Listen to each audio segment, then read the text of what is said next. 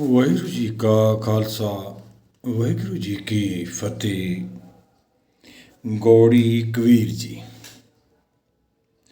ਮਾਧੋ ਜਲ ਕੀ ਪਿਆਸ ਨ ਜਾਏ, ਜਲ में अगन उठी अदकाए। रहाओ तू जल निध हूँ जल का मीन, जल में रहूं जले बिन खीन। तू पिंजर हों सूटा तोर, जम मजार कहा करे मोर। तू तरवर हों पंखी आहे मदभागी, तेरो दर्शन ना है। तू सतगुर हों नौतन चेला, कहा कबीर मिल अंत की वेला। की समझाते हैं भगत कबीर जी। माधो जल की प्यास न जाए, जल में अगन उठी अदकाए। बहुत बद की तृष्णा, जिमें अगे भगत जी समझा रहे हैं। जल में अगन उठी अदकाए, रहाओ तू जल निध हूँ जल का मीन। पक्षी पानी च रहिंदी है, इवें मन रूपी आत्मा नाम सरोवर तो बाहर है। तृष्णा की सवारी है अपनी। जिमें आप पिछे विचार की युगां की कल युग रथ अगन का, ये चौथी अवस्था जो संसार च आत्मा आपदे प्रात्मा मूल नालों टुट के माया च लिप्त हुंदी है, उदों किहड़ी सवारी हुंदी है अपनी आत्मा की? तृष्णा रूपी अग की। कलयुग रथ अगन का कूड़ अगे रथवा। ये अवस्था के ही नौ ने भाई सारे।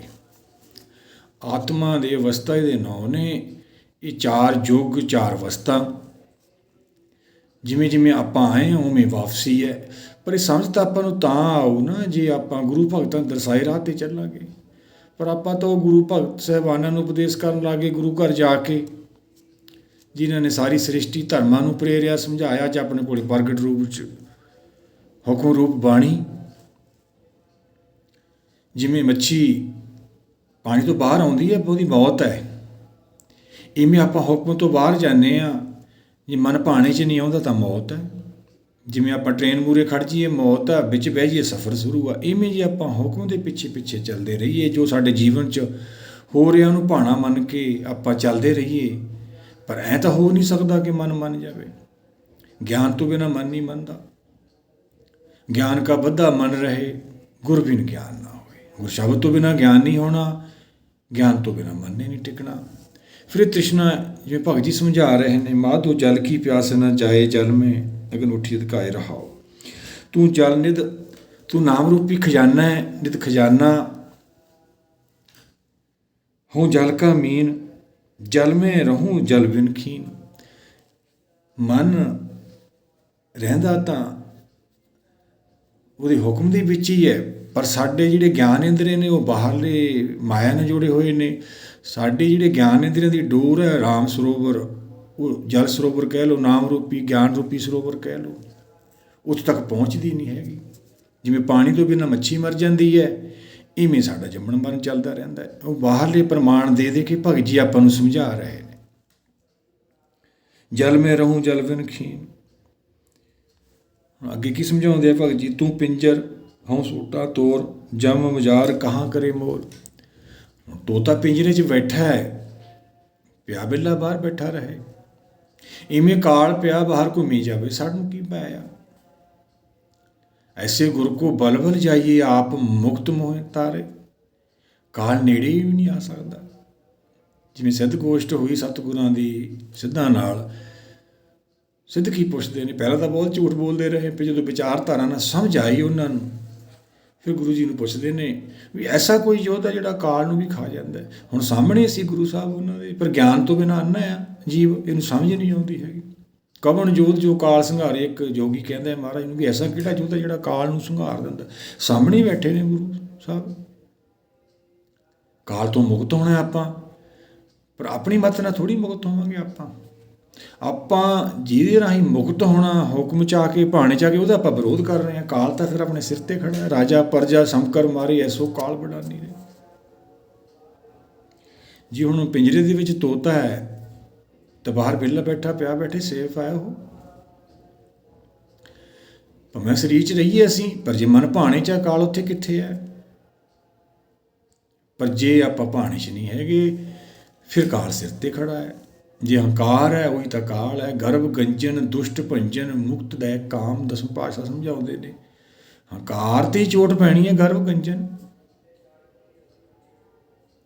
ਪਰ ਫਿਰ ਵੀ ਆਪਾਂ ਜੇ ਨਾ ਸਮਝਾਂਗੇ, ਆਪਦੇ ਆਪ ਨੂੰ ਵੱਡੇ ਮੰਨਦੇ ਰਹੇ ਸਰੀਰ ਕਰਕੇ, ਭੇਖ ਕਰਕੇ, ਫਿਰ ਕਾਲ ਨੇ ਥੋੜ੍ਹੀ ਛੱਡ ਦੇਣਾ।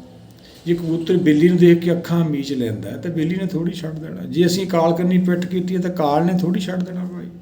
ਇਹ ਆਪਾਂ ਸਰੀਰ 'ਚ ਰਹਿੰਦੇ ਰਹਿੰਦੇ ਆਪਦੇ ਘਰ ਪਹੁੰਚਣਾ। ਜਿੰਨੀ ਨਾਮ ਤੇ ਆਇਆ ਗਏ ਮਸਕਤ ਕਾਲ, ਧਿਆਨ ਨੇ ਜਾਣਾ ਉੱਥੇ। ਸਰੀਰ 'ਚ ਰਹਿੰਦੇ ਰਹਿੰਦੇ ਦੇਵਲੋਕ ਪਹੁੰਚ ਜਾਣਾ ਧਿਆਨ ਨੇ।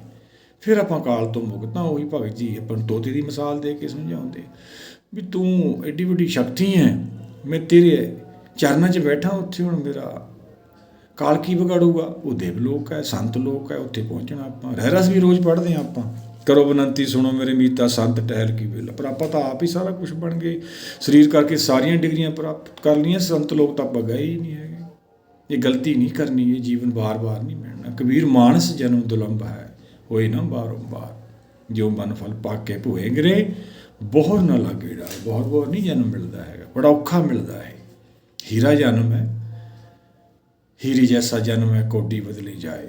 ਸੰਸਾਰ ਦੀ ਵਡਿਆਈਆਂ ਮਾਇਆ ਖਾਤਰ ਅਸੀਂ ਇਹਨੂੰ ਕੋਡੀ ਬਦਲੇ ਵੇਚ ਦਿੰਦੇ ਹਾਂ। ਨਹੀਂ, ਆਪਾਂ ਗਲਤੀ ਕਰਨੀ ਹੈ। ਆਓ ਸਾਰੇ ਮਿਲ ਕੇ ਵਿਚਾਰਧਾਰਾ ਨਾਲ ਆਪਾਂ ਜੁੜੇ ਰਹੀਏ ਔਰ ਚੱਲਦੇ ਰਹੀਏ। ਇੱਕ ਦਿਨ ਆਪਦੇ ਘਰ ਪਹੁੰਚਾਂਗੇ। ਉਹੀ ਭਗਤ ਜੀ ਸਮਝਾਉਂਦੇ ਆ, ਤੂੰ ਪਿੰਜਰ ਹੋ ਸੋਟਾ ਤੋਰ, ਮੈਂ ਤੇਰੇ ਹੁਕਮ ਦੇ ਵਿੱਚ ਆ। ਜਿਵੇਂ ਤੋਤਾ ਪਿੰਜਰੇ 'ਚ, ਮੈਨੂੰ ਕੀ ਭਾਇਆ ਕਾਲ ਦਾ। ਜਮ ਮਜ਼ਾਰ ਕਹਾ ਕਰੇ ਮੋਰ, ਤੂੰ ਤਰਬਰ ਹੋ ਪੰਖੀ ਆਹੇ। ਇੱਥੇ ਵੀ ਕਹਾਣੀਆਂ ਬਣਾਤੀਆਂ ਵੀ ਬ੍ਰਿਸ਼ ਸੀਗਾ, ਸਾਰੇ ਫਲ ਦਿੰਦਾ। ਨਾਮ ਹੀ ਬ੍ਰਿਸ਼ ਹੈ, ਬਿਰਖੇ ਹੇਠ ਸਭ ਜੰਤ ਇਕੱਠੇ, ਇੱਕ ਤੱਤੇ ਇੱਕ ਬੋਲਣ ਮਿੱਠੇ। ਕੁਦਰਤ ਨੇ ਪੈਦਾ ਕੀਤੇ ਨੇ, ਸਾਰੇ ਹੁਕਮ ਰੂਪੀ ਬ੍ਰਿਸ਼ ਥੱਲੇ ਨੇ ਉਹ ਭਾਈ। ਤੂੰ ਤਰਬਰ ਹੋ ਪੰਖੀ ਆਏ, ਮੰਦਭਾਗੀ ਤੇਰੋ ਦਰਸ਼ਨ। ਮੰਦਭਾਗੇ ਹਾਂ ਅਸੀਂ ਜਦ ਤੱਕ ਦਰਸ਼ਨ ਨਹੀਂ ਹੁੰਦਾ। ਉਹੀ ਭਗਤ ਜੀ ਸਮਝਾਉਂਦੇ ਨੇ, ਤੂੰ ਸਤਿਗੁਰ, ਤੂੰ ਸੱਚ ਦਾ ਗਿਆਨ ਦਾ ਦਾਤਾ ਹੈ, ਸੱਚ ਹੈ ਹਮੇਸ਼ਾ ਰਹਿਣ ਵਾਲਾ। ਉਹ ਨੌਤਨ ਚੇਲਾ, ਮੈਂ ਤੇਰਾ ਚੇਲਾ ਹੈ, ਤੂੰ ਮੇਰਾ ਗੁਰੂ ਹੈ। ਪਹਿਲਾਂ ਮਨ ਗੁਰੂ ਬਣੇ ਬੈਠਾ ਹੈ। ਕਹੇ ਕਬੀਰ ਮੇਰਾ ਅੰਤ ਕੀ ਵੇਲਾ, ਸਮਾਂ ਆ ਗਿਆ, ਮਾਇਆ ਤੋਂ ਮੁਕਤੀ ਮਿਲ ਗਈ। ਭਗਤ ਜੀ ਕਹਿੰਦੇ ਹੁਣ ਦਰਸ਼ਨ ਦਿਓ, ਕਿਰਪਾ ਕਰੋ। ਆਪਾਂ ਵੀ ਤਾਂ ਇਹ ਕਿਰਪਾ ਲੈਣੀ ਹੈ। ਇਹ ਕਿਰਪਾ ਤਾਂ ਹੋਊ ਜੇ ਆਪਾਂ ਗੁਰੂ ਭਗਤਾਂ ਦੇ ਦਰਸਾਏ ਰਾਹ 'ਤੇ ਚੱਲਦੇ ਰਹਾਂਗੇ, ਬਾਣੀ ਦੀ ਵਿਚਾਰਧਾਰਾ ਨਾਲ ਜੁੜੇ ਰਹਾਂਗੇ। ਸੱਚ ਦਾ ਗਿਆਨ ਹੋਊ ਪਹਿਲਾ ਪਦਾਰਥ ਆਪਾਂ ਨੂੰ। ਗਿਆਨ, ਫਿਰ ਮੁਕਤੀ, ਫਿਰ ਨਾਮ ਹੁਕਮ ਚਲਾਏ, ਫਿਰ ਜਨਮ। ਇਹ ਚਾਰ ਪਦਾਰਥਾਂ ਦੀ ਆਪਾਂ ਪ੍ਰਾਪਤੀ ਕਰਨੀ ਆ। ਸਟੈਪ ਬਾਈ ਸਟੈਪ ਆਪਾਂ ਨੂੰ ਇਹ ਪ੍ਰਾਪਤ ਹੋਣੇ ਆ। ਆਪਾਂ ਵੀ ਇਹ ਰਹਿਮਤ ਲਈਏ, ਸੰਸਾਰ 'ਤੇ ਆਉਣਾ ਆਪਣਾ ਸਫਲ ਹੋਵੇ, ਅੰਤ ਦੀ ਵਾਰ ਆਪਾਂ ਆਪਣੇ ਘਰ ਪਹੁੰਚ ਜਾਈਏ। ਭਗਤ ਜੀ ਸਮਝਾਉਂਦੇ ਨੇ, ਅਬ ਕੀ ਵਾਰ ਬਖਸ਼ ਬੰਦੇ ਕੋ, ਬਹੁਤ ਨਾ ਭਵ ਚਲ ਫੇਰਾ, ਦਾਤਾ ਰਹਿਮਤ ਕਰੋ। ਸਾਡਾ ਸੰਸਾਰ 'ਤੇ ਆਉਣਾ ਸਫਲ ਹੋਵੇ, ਬਖਸ਼ਿਸ਼ ਕਰੋ, ਜੰਮਣ ਮਰਨ ਸਾਡਾ ਕੱਟਿਆ ਜਾਵੇ। ਵਾਹਿਗੁਰੂ ਜੀ ਕਾ ਖਾਲਸਾ, ਵਾਹਿਗੁਰੂ ਜੀ ਕੀ ਫਤਿਹ।